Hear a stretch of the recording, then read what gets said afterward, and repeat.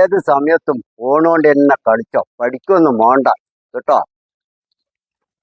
എടാ എന്റെ അച്ചാച്ചൻ എപ്പോഴും പഠിക്കുന്ന കാര്യ പറയാനുള്ളൂ. എന്നാ വാ നമുക്ക് അകത്ത് പോകാം.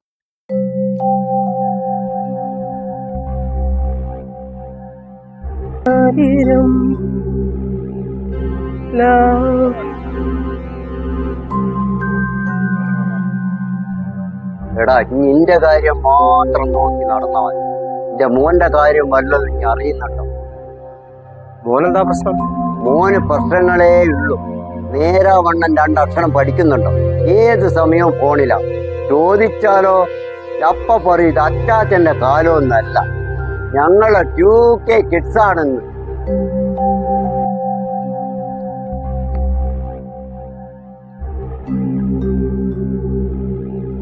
അച്ചാച്ചൻ പറഞ്ഞതൊക്കെ ഞാൻ കേട്ടു. അച്ഛാ ഞാനൊന്നും പഠിക്കുന്നില്ലെന്നാ അച്ചാച്ചന്റെ പരാതി. അച്ഛനറിയാലോ ഞാൻ 10ാം ക്ലാസ്സിൽ ഫുൾ A+ വാങ്ങുന്നു. അത് ഉറപ്പല്ലേ അച്ഛാ? എന്റെ മോൻ പറഞ്ഞത് കേട്ട് 10ാം ക്ലാസ്സിൽ എന്റെ മോൻ ഫുൾ A+ വാങ്ങും. അത് ഉറപ്പാ.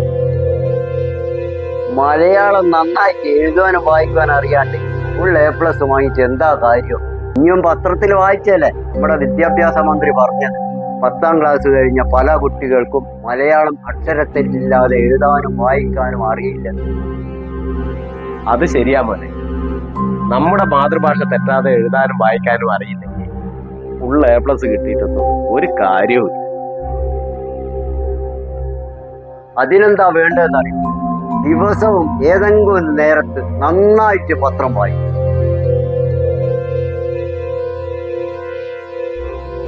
എടാ എന്നാ ഞാൻ പോട്ടെ.